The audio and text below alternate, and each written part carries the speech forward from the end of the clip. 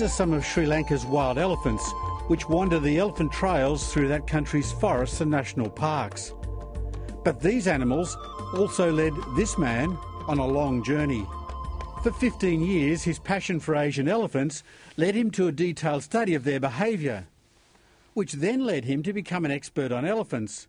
And now he's written a book, Tranquil Footsteps, a book written from an elephant's point of view, which highlights some of the very human traits Srilal Miththapala found in these gentle and intelligent giants. They are very much high in the intelligence ladder of animals. They come very high up with chimpanzees and dolphins. They live in very close-knit families, very social animals. They have very endearing traits, discipline, love, affection. They show a lot of these emotions, just like human beings. Elephants live for around 70 years, a human lifespan, and suffer similar diseases. Their society is matriarchal, with the males being driven out at about 12 years of age as they approach sexual maturity. The females look after themselves. Calves in particular are looked after by their mother and all their nieces and aunties. The bonding between this family unit is exemplary. A calf would even would drink milk from another lactating cow, for example. You know, that type of sharing. In Asia, there's also been a long association between elephants and humans. Alexander the Great and other kings used Asian elephants as war machines. Some Asian religions hold the elephant in a special light. The Hindu god Lord Ganesh is a good example. Buddhists also revere the elephant. When an Asian elephant from Thailand gave birth in Sydney's Taronga Zoo, Buddhist monks were called in to bless it. But there's been an even closer bond with humans through working elephants and their handlers. The elephant family unit is very strong.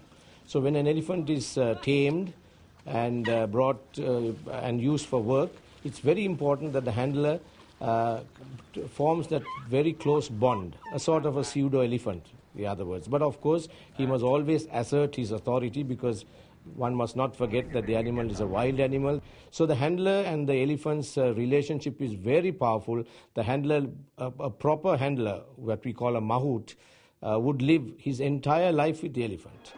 Most Westerners revere the Asian elephant when they see them in magnificent decoration for religious festivals. Here, animals and humans may be in harmony, but increasingly across Asia, humans and elephants are in conflict as populations rise and the forests are cleared for new villages or farming. In many areas, elephants now destroy the food gardens created by humans, such as here in India.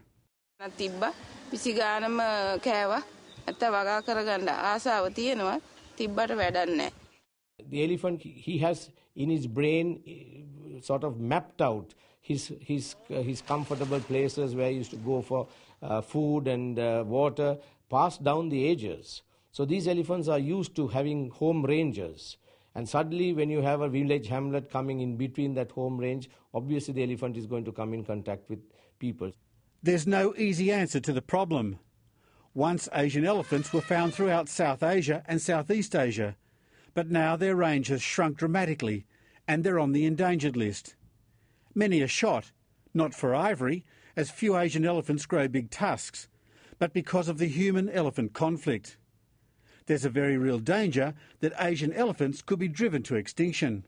Some scientists say that in Sri Lanka in particular, already we are past the point of no return, because you have to have a male-female ratio. The elephants have to be distributed so that they don't interbreed. So they go looking for another female. So all these complicated things they have put into mathematical models, and they say perhaps already the Sri Lankan elephant is doomed. For 15 years, Srilal Miththapala has studied his much-beloved Asian elephants so closely and so frequently that many of his friends jokingly question his sanity. In fact, some of my friends ask me, are you nuts to go back into the wild every day, every other month or so? I say, yes, maybe I'm nuts, you guys are sane, but that's the way I love it. But jokes aside, Srilal Miththapala believes that we humans have lost the very thing which keeps elephant families so closely bonded, and that is the traits of compassion for others and for sharing.